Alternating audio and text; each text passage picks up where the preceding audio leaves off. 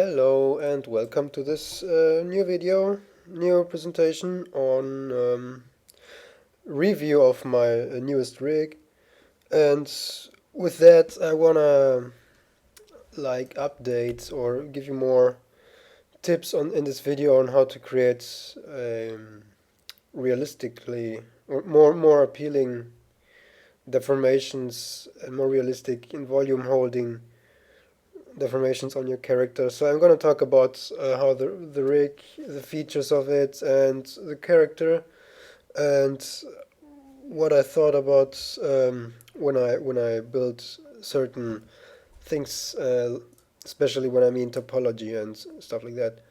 So to get started, let me show you the wireframe of the character and talk a little bit about that. So as you can see, this very clean mesh. I have some edge flow here that follows certain lines, but all in all it's rather clean, so no fancy edge loops or not too many. And on the parts, as you remember from some of the other videos I made, I'm gonna repeat some of the topics and things in those videos here again, but that's just to make this video as a complete whole. So this video is probably gonna be a little bit longer because I want to go on over as much features as possible. So again, the topology here is especially built in a way where I can control the way the clavicle looks and get a little bit of volume on the skin here. Same goes for this loops on here, like the neck tendons. You can see the geometry here flows from back of the ear here to the front of the neck, which allows me to do some pretty nice neck deformations, as you're going to see later. Then up here, this is a pretty standard, nothing fancy on this facial topology. I tried to keep it clean, tried to have the edge loops up here follow the eyebrow line, so they match up quite nicely. That way I'm a little bit more secure when it comes to eyebrow deformations, and I'm gonna talk about that a little bit later too. Then if I let me hide the eyelashes, zoom a little bit here to the eye. You can see I have plenty of edge loops inside the eye here, and that's because to give me a much cleaner, much smoother deformation on the eye when closing and opening. And one thing I forgot to mention is that this mesh actually is not the bound mesh. So you can see here doesn't have any inputs, doesn't have any influences, any deformers.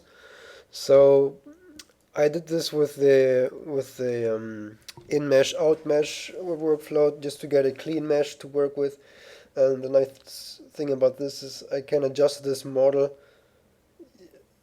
without having to bother on blend shapes not working correctly anymore, or post space deformations on the joints and stuff like that. So this is a very good way to keep on working on the model, but in a finished state, of course. So you wouldn't go back and bake changes down the hierarchy, because it would take very long, especially if you have like complex rigs. So let me just hide this and bring on this. So you can see this has a subdivision level of 0 in comparison to the other one, which had the division level 1. And yeah, this one is the one, as you can see here, with all of my inputs. And yeah, so let's now hide this again, get this clean one, and yeah, let me now show the curves. So what we are looking at here is my lowest level of detail for this rig, so you can see not many curves on here.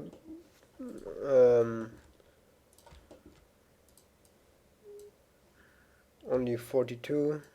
Oh, not even that much, because I forgot to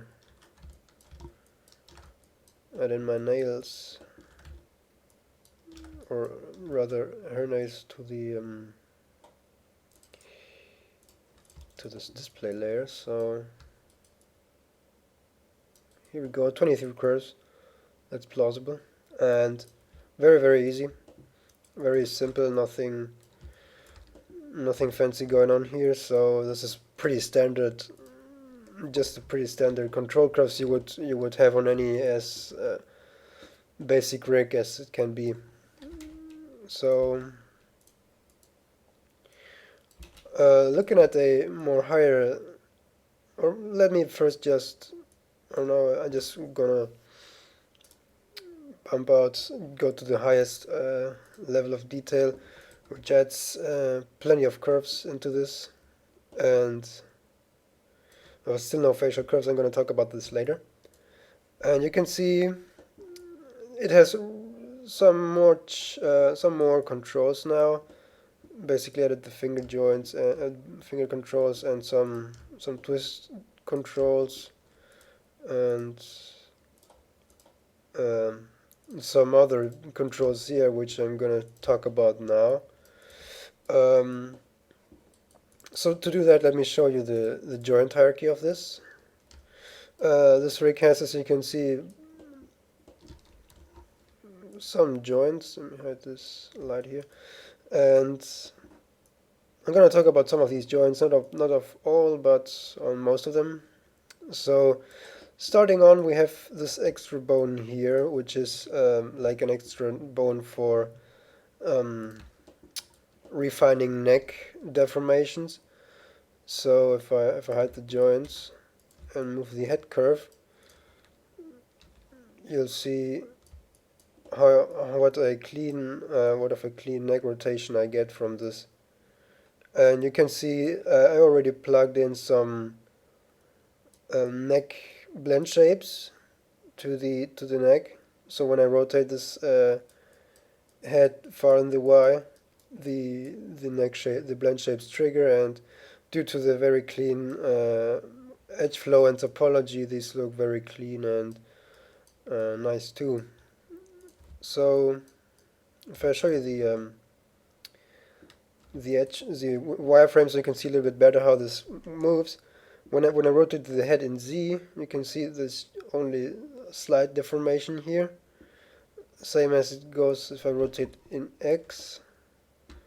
There's a little bit more going on, but still not that many. And if I rotate in Y, the neck is like rotating very much. And that's because of the way on how I rig this to this extra joint. And all of those extra features I'm going to show you have an automated rig, so that they move automatically along with this rig and try their best to achieve the best correction poses. So, but however, I don't want to rely only on automated stuff, as mentioned in another video. So I tied an extra control to every single extra joint, or at least to most of them. So for instance, here, if I show you the joints back again, I have here this neck control curve, which controls my this extra neck bone. Then I have here a little other control, which controls the throat bone, and so on. So continuing on, I have this next bone here, which is like a little trapezius muscle bone, and it works pretty well when before I use these features, I like to have the head control controlling also the neck rotation in an IK way. So when I did this before, I really got some squishing, some collapsing of the mesh down here because of the of just the neck bone controlling too much of this area. And so I introduced these two little bones here and here, and they do a pretty good job in moving along with the rig and giving me a nice fleshy look on the bone on the surface. And of course, again, they are tied to an extra control, so I can offset. Oops. So I can offset this, and of course this is multi-directional. So as you can see, when the rig moves, when the head moves, they go along with it, and also if the shoulder moves, so you can see how natural the deformations are.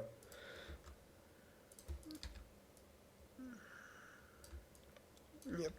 And here are some of the additional blend shapes. I have here Clavicle Smooth, where I'm just connected another extra blend shape using this optimal edge flow to how I say to connect this to the blend shape here to the clavicle, and yeah, that's it for there. So continuing on, here in the back side, you can see here these two bones are my blade bone bones, so, and they go along with also they react to the clavicle control. So let me show you the wireframe here, and they do a pretty good job too in giving me some volume back here and some nice deformation. And of course, once again, tied to an extra bone control here to offset anything if it ever breaks on a certain pose.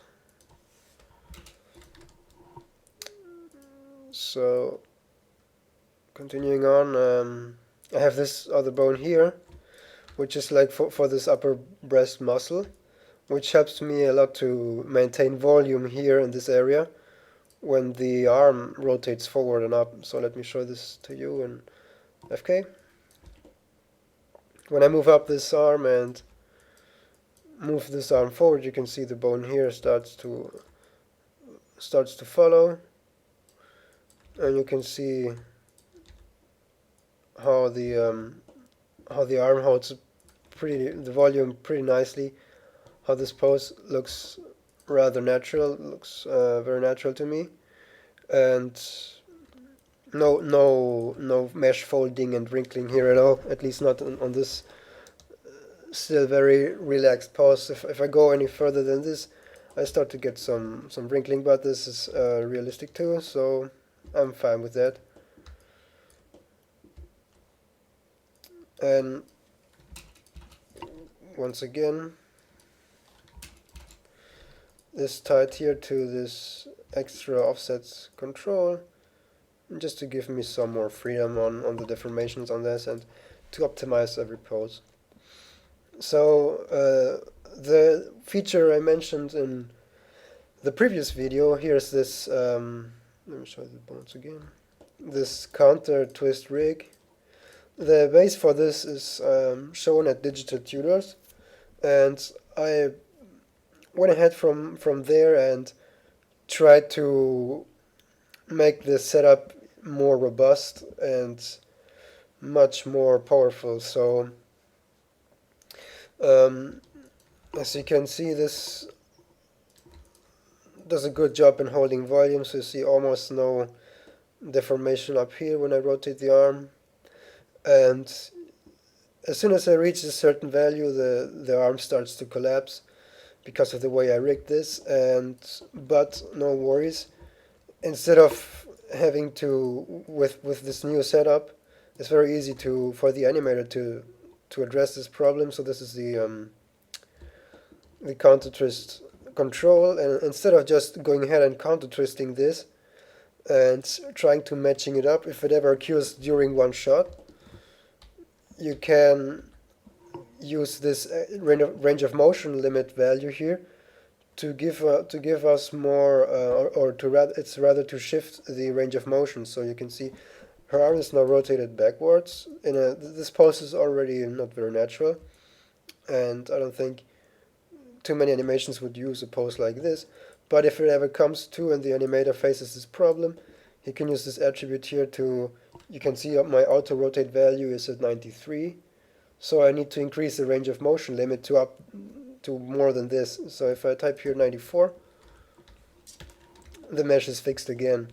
And I can go even further, so I can rotate this way back, so maybe like, if I check here, we are at 128, so it's okay. I just type in here 130, and now we are fixed again.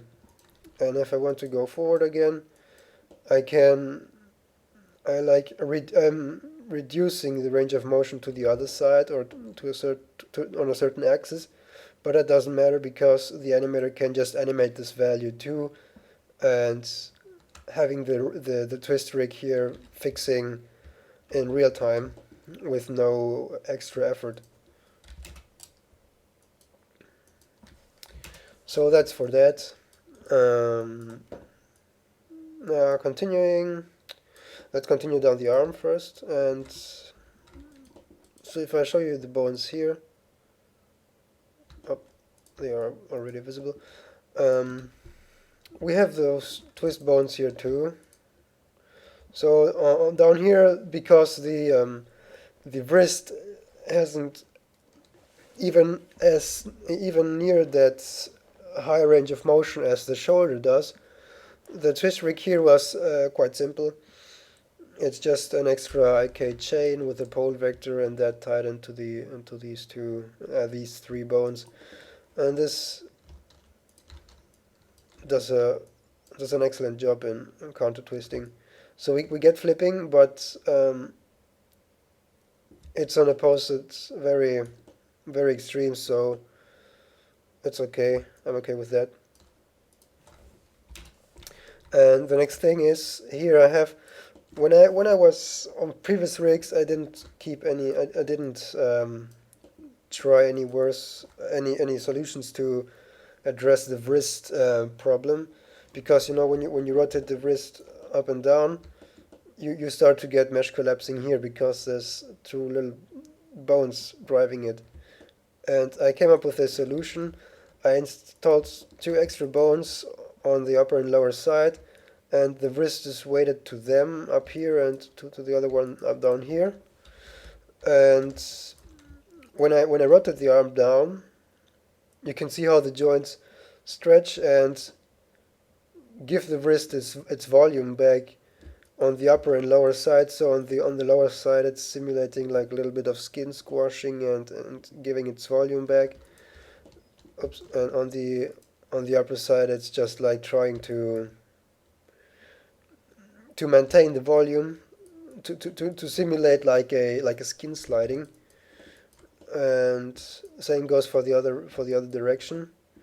Here we get like a skin folding and some wrinkling here and some volume holding here, and here like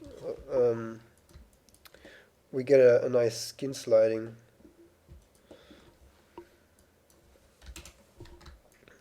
So continuing down to the fingers, as I showed you in one of the previous videos, I do place the finger bones.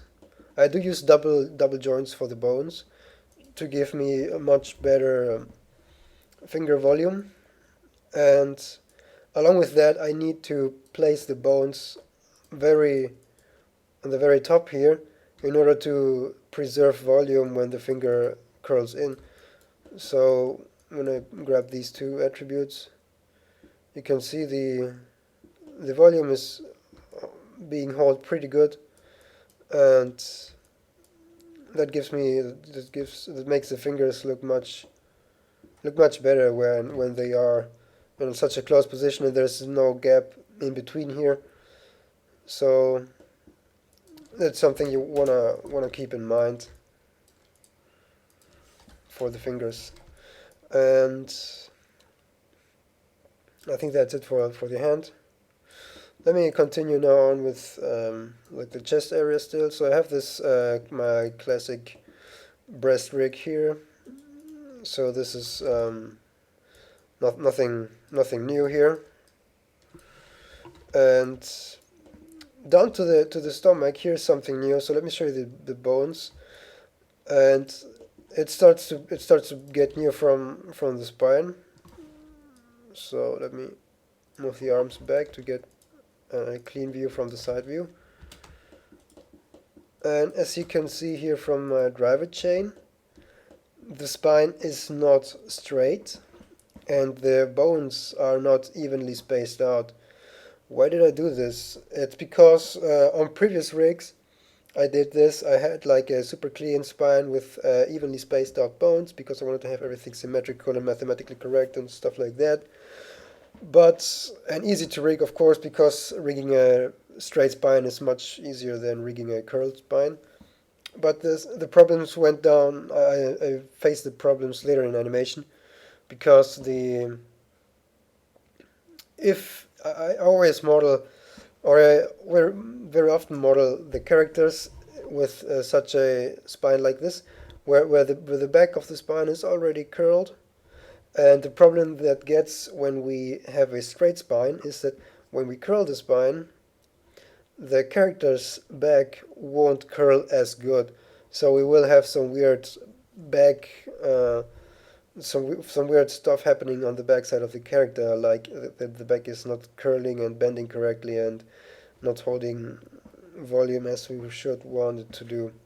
And of course, I thought about, well, the human chest is pretty rigid, so the entire chest bone just squashes very little bit, too little to insert an extra bone here, so I kept the spine, the chest bone pretty large, so it starts like from this bottom side of the breast, and I had some more in order to have that I spaced the joints more close to each other down the stomach here, which would give me also a much smoother deformations on this important area where normal humans do their deformations.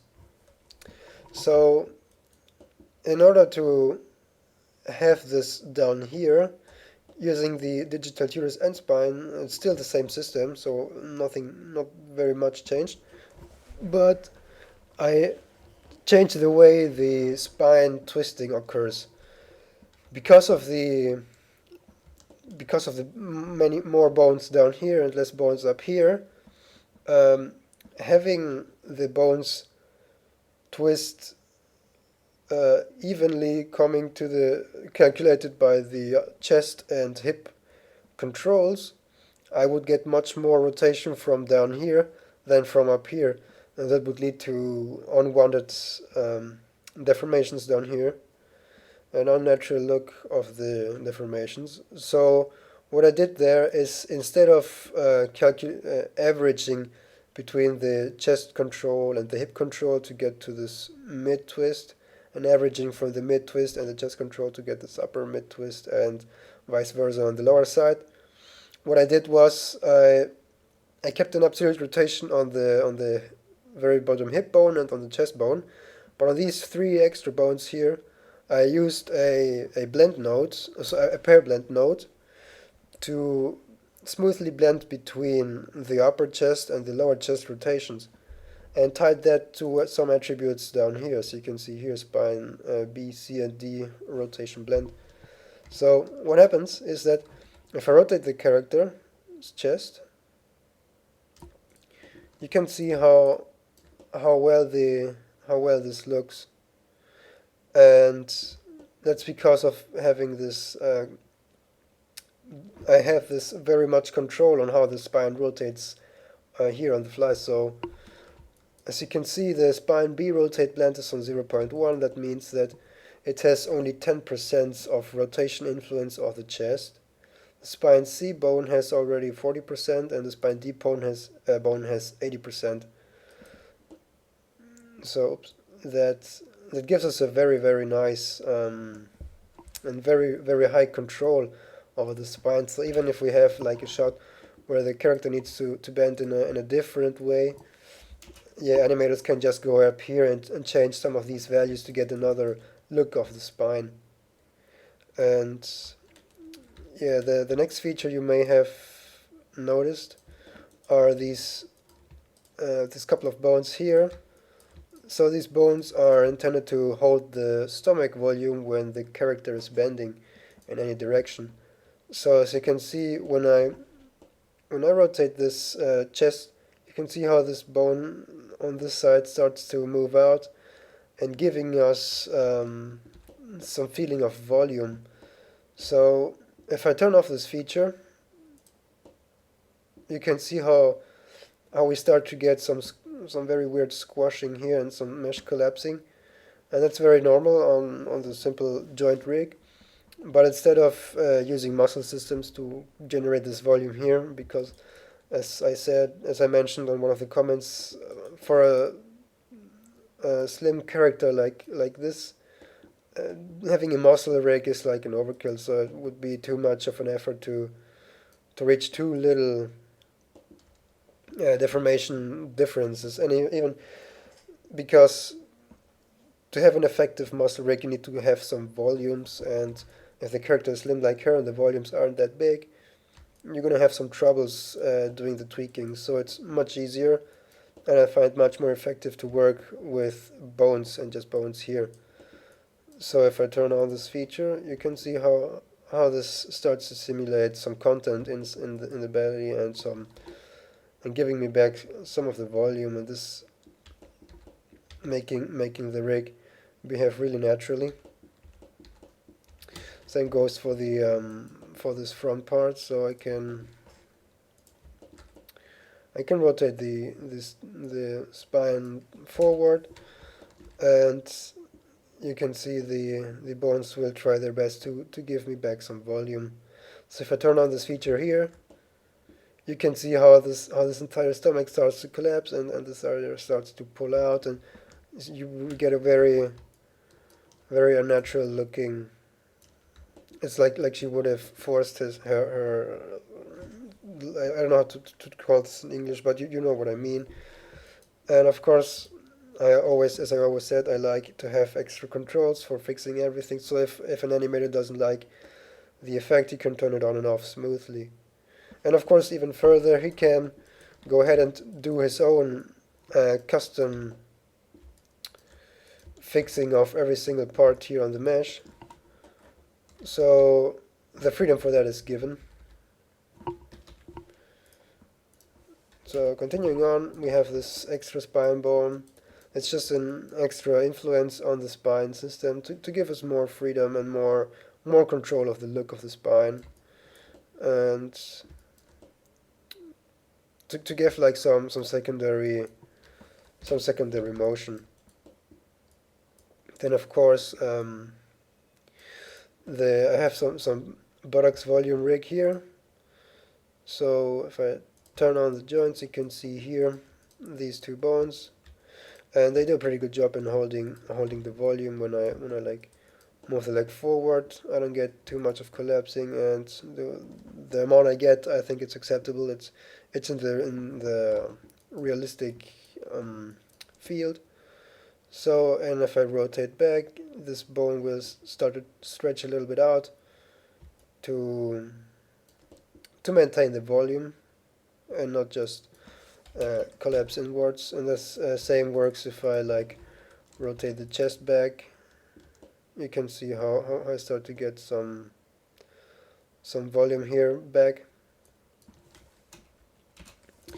Then the next feature, I have this thigh twist bones. That means they don't have too much control because this works pretty well.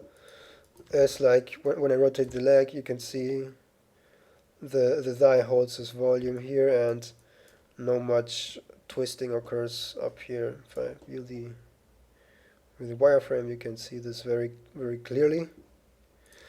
And yeah, that helps a little bit to hold the volume here on certain poses. And another feature I found about yesterday or some days ago is found on the internet, some pretty nice videos, is in auto non-flipping pole vectors. So if I ever had the fun to like rotate the leg up here, you can see the pole vector never flips. The knee stays always pointing in the right direction, and that's very pleasing, I find, because the way I attached the auto pole vector before was with a simple point constraint to the leg control, and as soon as I switched too far out here, I already got a flip, and with this system it's very robust. And check out my other video. I have the explanation on it, and you can see how to make this there. And yeah, that's it for the bone placement and for some of the bone extra controls.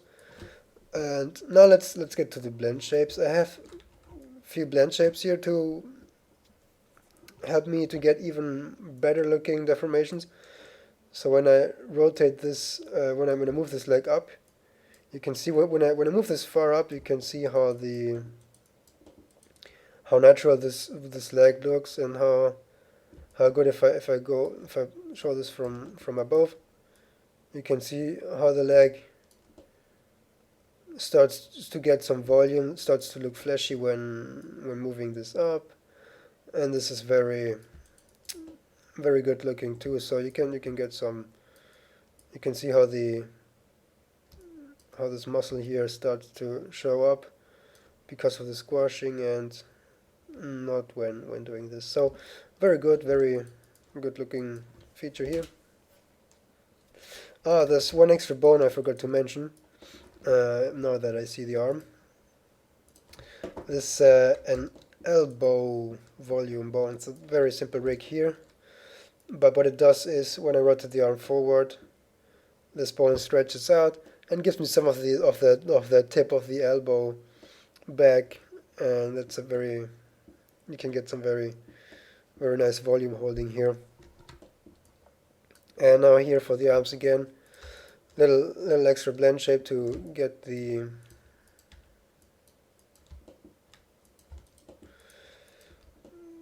nice looking bent arm here, and some bicep deformations.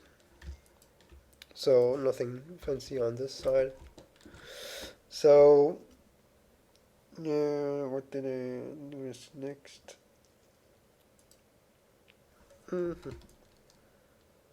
So yeah, let's just there's here another blend shape that I showed in some other videos too. It's like this armpit blend shape controlled by this little mesh here. So to get me some of the some more organic looking deformations down here on certain arm poses, excuse me. Is there anything else to mention?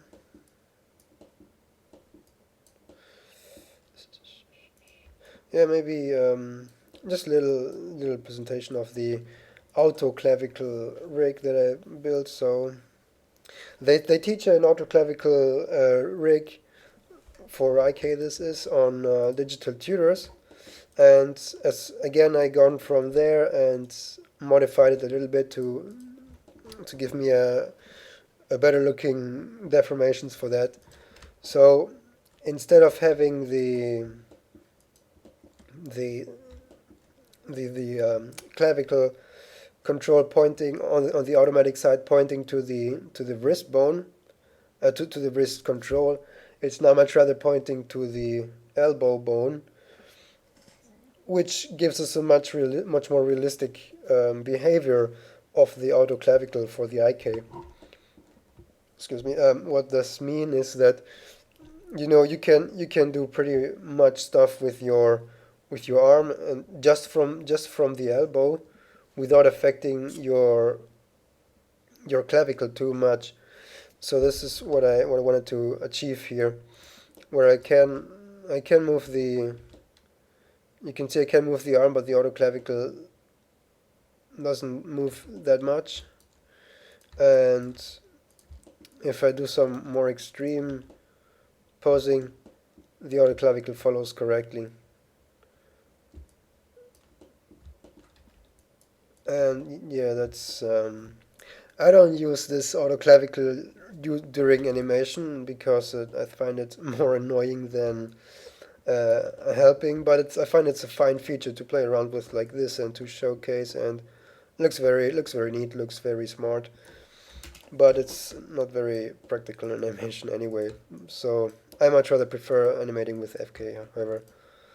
So there it is, and of course I have some offsetting attributes here for the elbow.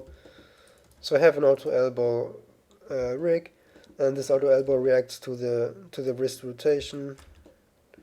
This is again something that looks very neat and smart here when I show this off, but in animation it's not very necessary. So by default it's off on the rig, and this is something more useful than the IK twist, where I can offset my pole vector motion from the wrist, or I don't even need this control to get my orientation here correctly, so I can do the entire animation from this attribute for the elbow direction. So that's one other thing to show off.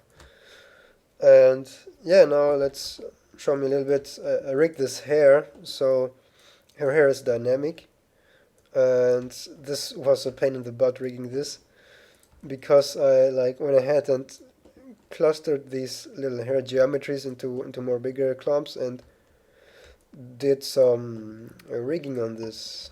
And let me show you how this looks. So the behavior is okay. I'm very satisfied with it. But to tell you something, while doing this, I found a bug inside Maya 2013. I don't know if on 2014 it's already corrected and fixed, because I still do not have 2014. But the thing is, this hair system is rigged with classic hair. That means that inside the hair, let me call this hair system for you. Here it is. I have used nucleus solver turned off. This was a feature in for Maya 2013 that allows us to having a hair system connected to a nucleus solver. But the thing is that this worked pretty good. But as soon as I added a what is called a collider mesh to my system, I started to get cyclic warnings. And I made plenty of tests, even on new scenes, empty scenes, just creating one single hair curve, making that dynamic, and applying one single unconnected sphere to the system as a collider. Still got some cyclic warnings. I know cyclic warnings are not deadly, but it's something that is I don't like it, because on my other computer on the academy, because of that cyclic error or cyclic warning, I started to get weird display on the hair geometry. The geometry started to flip during animation. As soon as I paused the animation, the geometry went back to the default and rendered okay. But I didn't test any batch renders. I just tested viewport renders. But I can imagine that this geometry flipping shows up in batch rendering, so I didn't want to risk that, and gone ahead and turned off nucleus solver and just stick with very classic hair constraints like collide spheres, and put those inside her head geometry and tied that to the bone rig. So solved the problem anyway, so I'm pretty satisfied with that. And so let's get to the head rig. Most of the face rig is based on the Digital Tutor's curve-based facial rigging, and I added some extra features. If I can hide the joints now. So the mouth is curve-based rigged, and the eyebrows are too.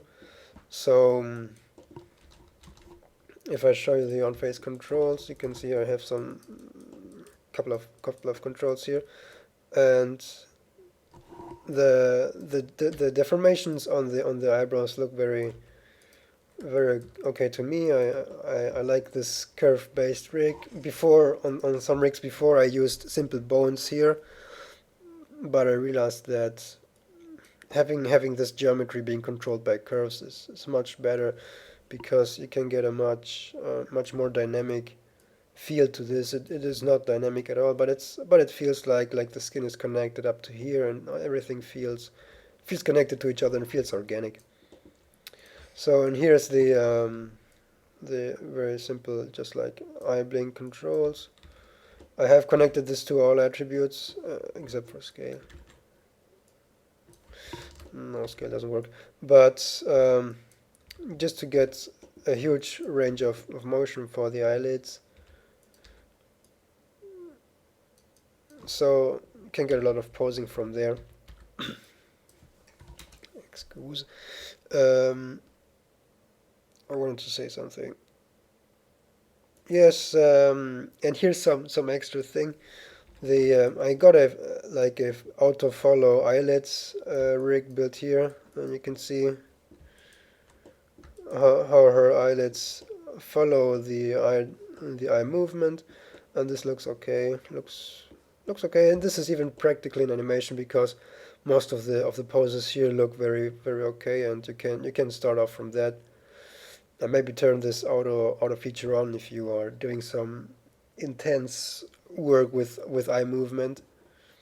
But even then, this looks okay. You just may want to offset the animation time from the eye movement. So one other thing is, just to get more realism into this, is I added some blend shapes for the eyes, like this one. This is not realistic, but as again we are in animation, and having the eye changing its size, you wouldn't want to animate this during a shot, but depending on the size of the eye, she gets a complete different look. Depending on the shot and the mood you want to tell, you may want to use this just to get the more immersion into the animation. And then again, this more usable pupil size, very simple, just a blend shape. So there it is. Now before continuing with the head rig, I found out some other thing I wanted to show you. On the head control is I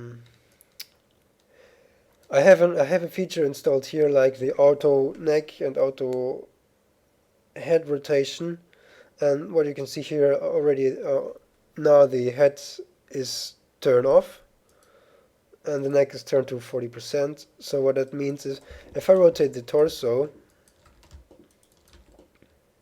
you can see how the head stays straight and rotates from the neck. And if I now turn on the entire neck rotation, the neck starts to rotate completely with that, but the head still keeps pointing straight.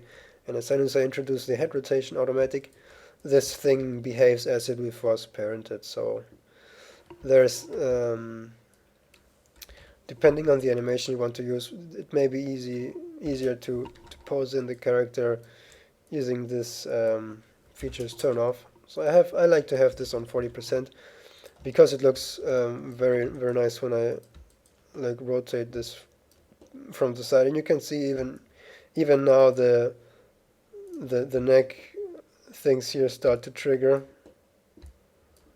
So it's again, as I said, it's like a multi-directional rigs here, so that they can trigger from any control that does affect this area.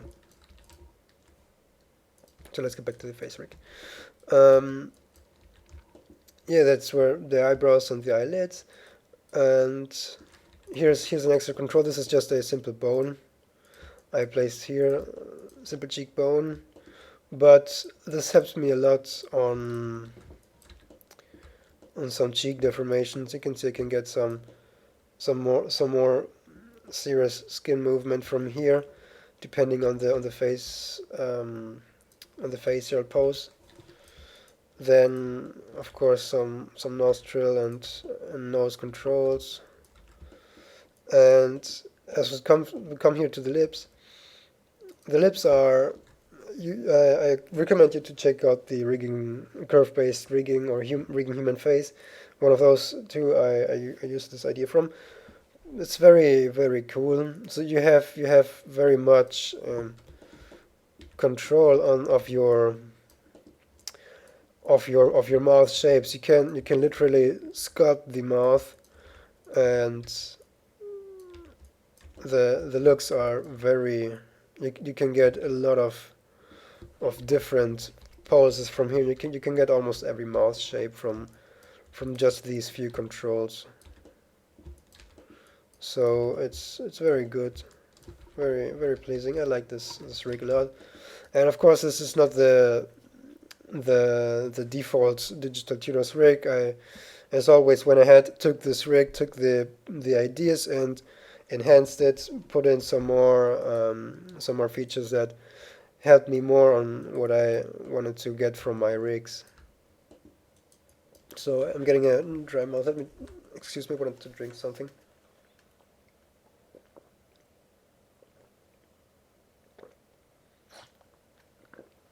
Fresh. Okay.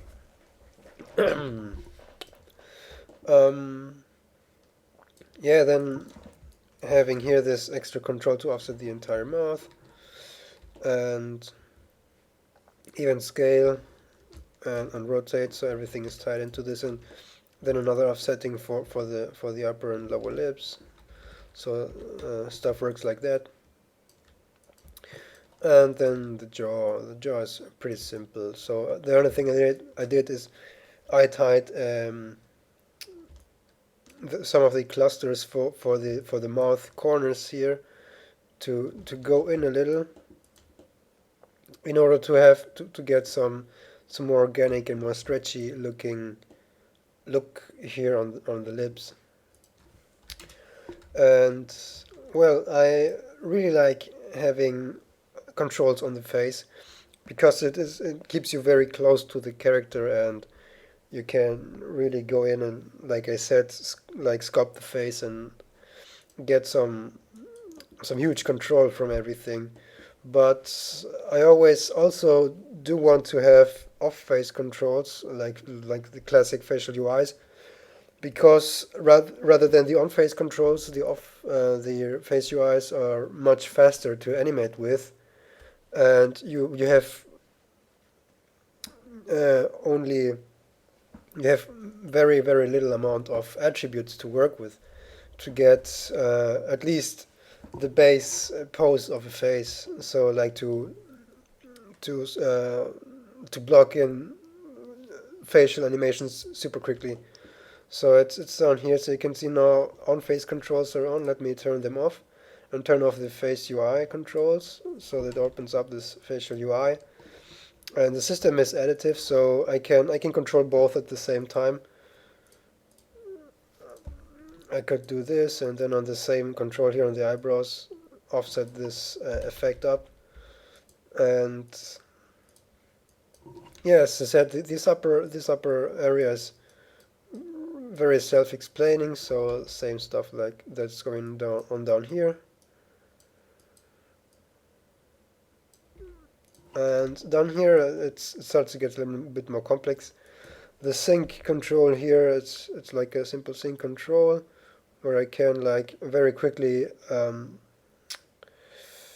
tie in O's and A's and small and large mouth shapes, and to get like the base of the talking animation very quickly. Then I have here this emotion for each side. So this is a very classic rig. Then some extra lip upper and lower lips. I tried to tie some attributes here to the scale to get a more, but it's still not working correctly. I'm still working on this. So I'm sure I'm going to find a nice solution for this. The thing I want to achieve is like, I want to have this, when the sphere is small and I move this up, I wanted to just affect some of the area here so that this doesn't move this far. And as soon as I scale this, I want the range of effect to be increased and to the mouth to move more. But you can see now this just looks weird. Nothing going on here. So then this jaw is just like to offset the jaw. You can get some what's up, and yeah, just some jaw offsetting to move the jaw forward, and I rotate to the side. Then I have here this mouth control where I can again offset the mouth, and I introduce a rotation value just in case you want to rotate it a little bit to get some more extreme poses from it, because as every animation teacher or mentor will tell you, animation is about exaggeration, and having a character like this doing facial animation like based from facial motion capture wouldn't look good at all. It would look boring, and you would see like, oh man, there's nothing going on with this face. So you need to have exaggerated control. You need to overdrive this to an unnatural ray, but it still would look cool. So imagine it's like the same with that's the reason why Disney animated characters, even if their proportions are cartoony, they look more appealing in their animation than any sort of pseudo-realistic looking character with motion capture, facial motion capture applied on the face. Yeah, that's something on that. So here's some lip roll. This is still an old version of the lip roll. I'm trying to optimize this to get a better look from what I want to achieve a better M shape or a better U shape or something like that. And then this little nostril control here for some flare animations on the nose. So yeah, I think this is as far as I can explain this rig. And if you have any questions on some of the features here, maybe you really want to know how I did something or what are my workflows, you can post comments and I'll try my best to answer those questions. And yeah, just enjoy working, keep on thinking about funny things, and expect some more cool videos coming soon. So until then, have a nice time.